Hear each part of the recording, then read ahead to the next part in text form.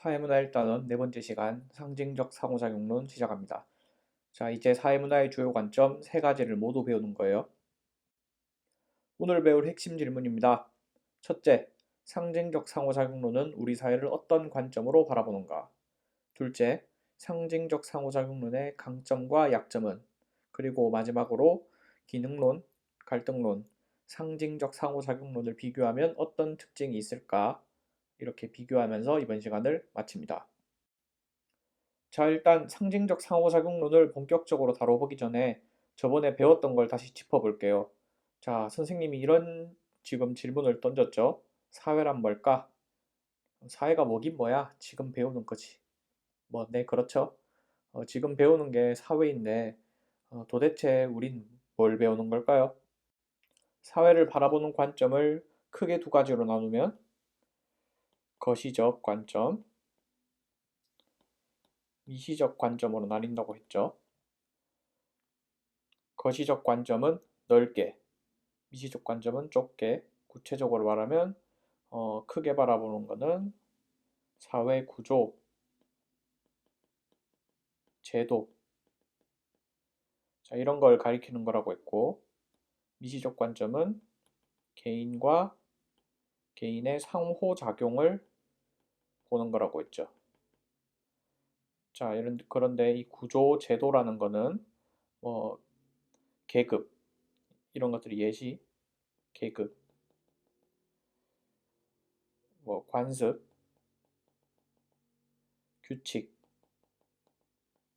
법, 법,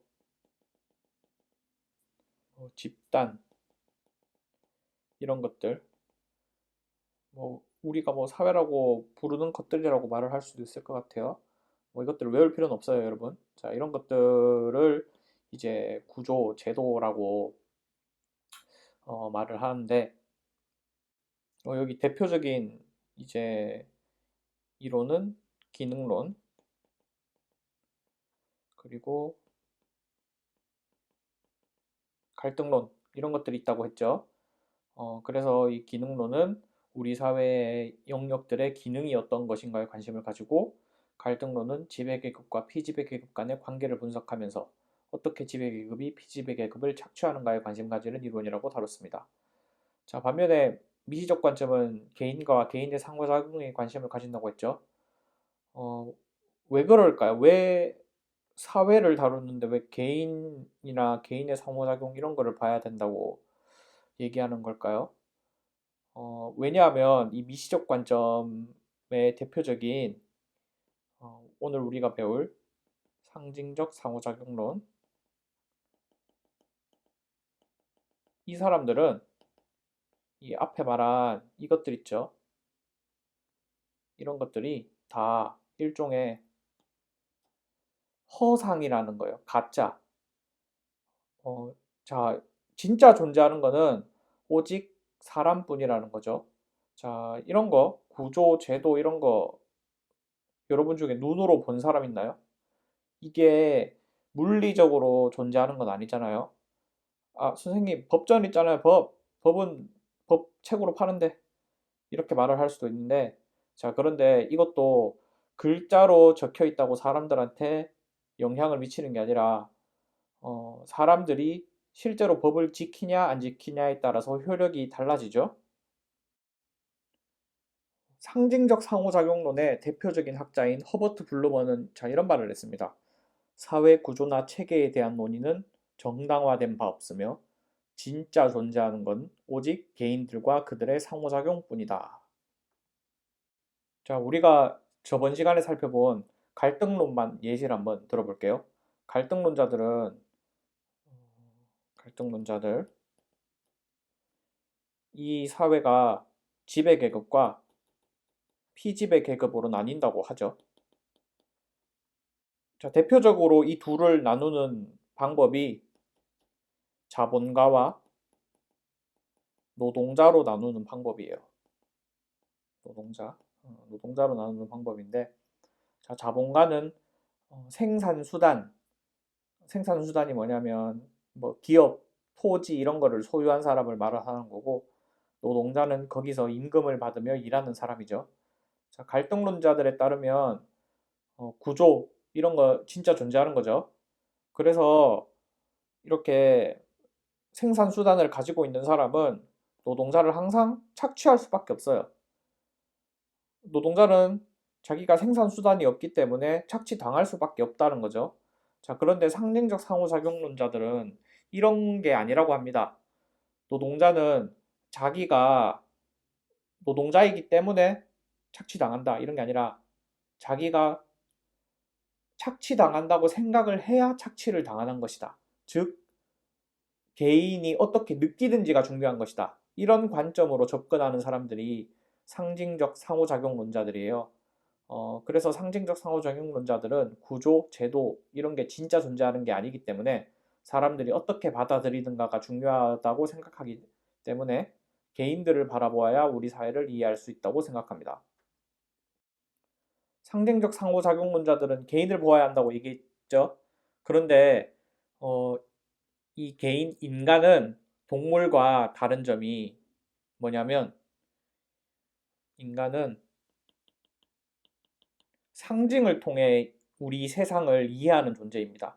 이 상징에 대해서 의미를 부여하는 게 다르다는 거죠. 자, 상징이 어떤 걸까요? 자,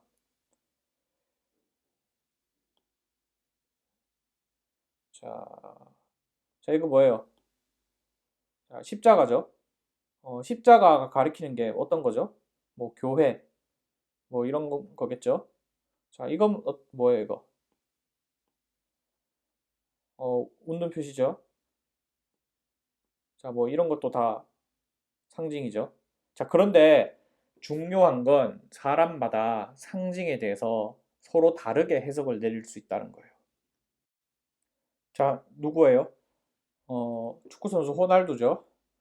어, 축구 선수에 관심 없는 사람한테는 어떤 사람에게는 어, 관심이 없는 대상일 테고 반면에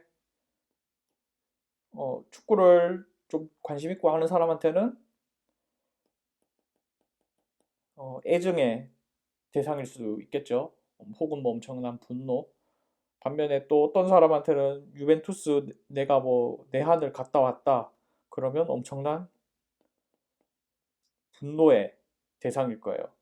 이렇게 인간은 어떤 상황이 정해져 있다고 같게 해석을 내리는 존재가 아니기 때문에 개인들의 실제 상호작용을 봐야 한다고 주장하는 게 상징적 상호작용론입니다. 왜 이름이 상징적 상호작용론인지 알겠죠? 자, 그런데 이 상징을 다르게 해석하는 건 누구죠? 바로 사람이죠. 바로 우리들. 그래서 상징적 상호작용론자들은 개인의 자아에 관심을 가집니다. 개인의 내면을 말하는 거죠. 상징적 상호작용론자들은 이 사회를 하나의 연극 무대라고 생각을 해요. 서로 다른 연극 무대 속에서 우리는 서로 다른 모습을 지닌다는 거죠. 선생님이 선생님을 예시로 한번 들어볼게요.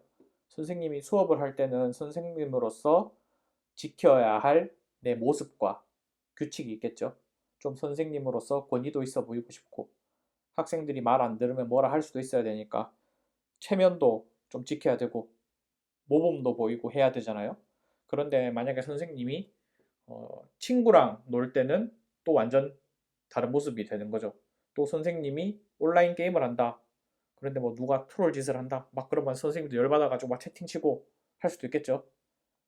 왜냐하면 거기 온라인에서 게임하면서 만나는 사람들은 선생님이 선생님으로서 앞에 서는 게 아니잖아요. 같은 게이머로서 만나는 거지. 이렇게 사람마다 서로 다른 상황 속에서 어떻게 행동하는지, 내 모습이 어때야 되는지, 그렇게 스스로를 정의 내리면서 다르게 행동한다. 이렇게 생각하는 게 상징적 상호작용론자들입니다. 자, 그러면 상징적 상호작용론자들은 어떤 걸 연구할까요?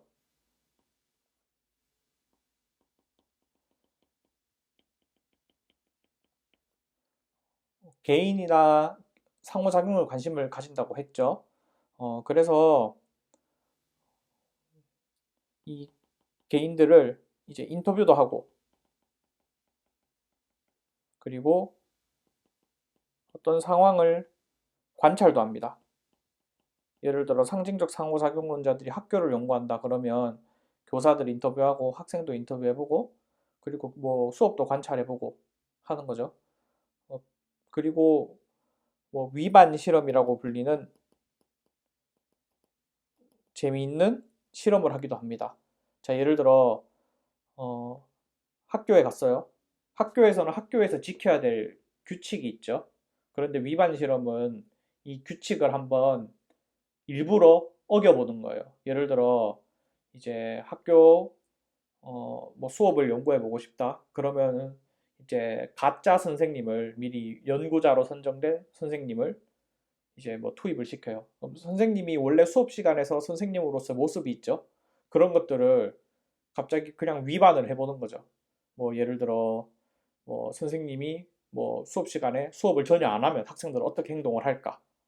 뭐 이런 것들을 통해서 이제 우리 사회에서 지켜지는 규칙들이 어떤 의미를 지니고 있고 사람들은 어떻게 다르게 행동하는지 이런 것들을 이제 연구하고 하는 거예요.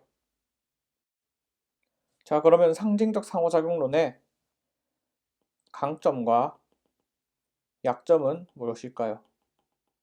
자, 강점은 자, 상징적 상호작용론자들은 이렇게 개인이 어떻게 다르게 받아들이는지를 연구를 하는 거잖아요. 그래서 이 인간의 능동적인 행동, 능동적이라는 게 뭐예요? 좀 주체적으로 이렇게 한다는 거죠. 그래서 상황마다 서로 다르게 인간이 다르게 행동하고 그리고 주체적으로 행동하는지 그런 거를 잘 설명할 수 있다는 거죠. 자, 반면에 이제 구조, 사회 구조나 제도 이런 것들의 영향력을 잘 설명하지 못하죠. 이런 것들을 좀 간과 무시한다는 거죠. 그런 측면이 있다는 거죠. 자, 예를 들어 아까 뭐 갈등론에서 자본과 노동자 얘기를 했죠. 자, 그런데 그 노동자들이 뭐 어떻게 받아들이는지에 따라서 다르게 행동한다고 하는데 그렇다고 해도 예를 들어 선생님이 자, 나는 자, 이재용이다. 나는 이재용처럼 살 거야. 이렇게 생각한다고 해서 정말로 이재용처럼 살 수 있는 게 아니죠. 왜냐하면 선생님과 이재용은 서로 가지고 있는 것도 다르고 집도 다르고 뭐 다 다르잖아요. 가지고 있는 게. 내 생각만 달라진다고 해서 이재용과 같은 삶을 살 수는 없죠. 이런 것들을 무시한다는 거죠. 자, 그럼 총정리를 해보겠습니다. 사회학의 3대장, 거시적과 미시적 관점이 있는데 이 거시적 관점은 기능론과 갈등론이 있었고요. 그리고 미시적 관점은 상징적 상호작용론이 있었죠. 자, 이 기능론은 어떤 거에 관심을 가졌냐면 이 사회가 도대체 어떻게 유지되는가? 그 해답은 우리 사회가 생명체와 같더라, 유기체와 같더라. 그래서 마치 유기체처럼 이 사회가 각각 영역마다 기능을 가지더라. 그리고 우리 사회는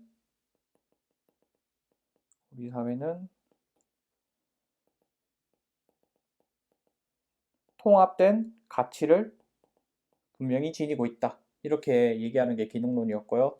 반면에 갈등론은 이 통합된 가치 거부하죠. 우리 사회는 지배계급이랑 피지배계급이랑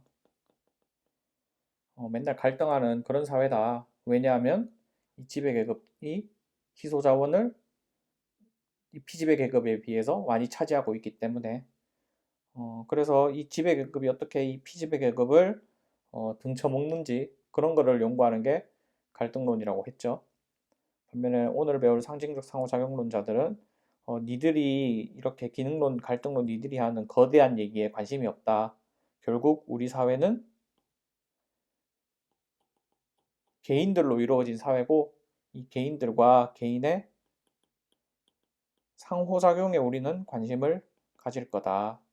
이 기능론, 갈등론이 얘기하는 그런 어떤 거대한 얘기, 그런 게 중요한 게 아니라 개인들이 어떻게 상징을 가지고 해석하는지, 이런 거에 우리는 관심을 가질 거다. 자, 이런 이론이라고 할 수 있습니다. 자, 그러면 예시를 하나 들어보고 강의를 마치도록 하겠습니다.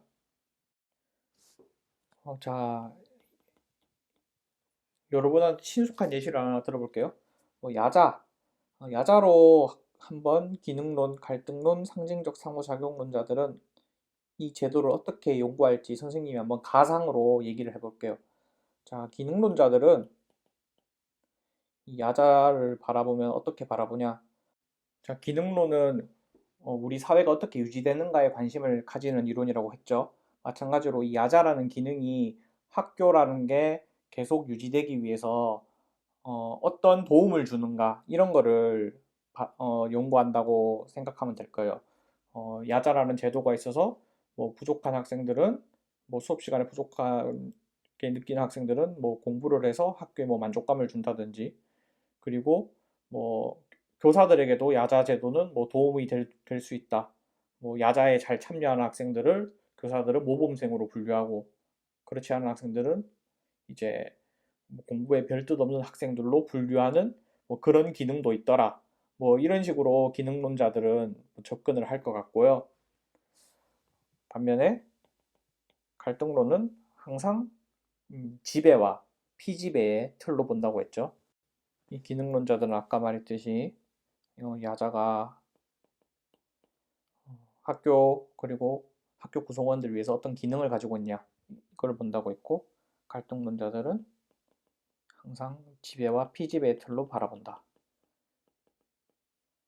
뭐 교사를 뭐 지배, 학생들을 피지배 틀로 놓고 뭐 교사들이 학생을 뭐 착취하는 수단 뭐 이런 식으로 접근을 할 수도 있을 것 같고요. 뭐 다른 식으로 접근을 할 수도 있겠죠. 잘 사는 학생들과 잘 못 사는 학생들이 이 야자라는 제도를 어떻게 다르게 뭐 이용하는지 뭐 그런 식으로 접근을 할 수도 있어요. 반면에 상징적 상호작용론자들은 이제 실제 뭐 학생과 교사들을 인터뷰를 하는 거죠. 혹은 관찰을 해서 이 야자라는 게 도대체 어떤 의미로 다가오는가, 이런 것들을 이제 연구할 거예요. 이런 식으로 이 우리가 배울 사회문화에는 크게 세 가지의 어떤 주류적인 그런 관점, 패러다임이 있는데, 이런 것들이 앞으로도 계속 나올 거예요. 그래서 사실 이 세 가지 이론이 그렇게 쉽지는 않죠. 그런데 정말로 중요하고 계속 나올 거기 때문에 잘 이해 안 되면 선생님한테 질문도 하고 영상도 다시 보고 해서 꼭 자기 걸로 만들었으면 좋겠습니다. 자, 그럼 오늘 마칩니다.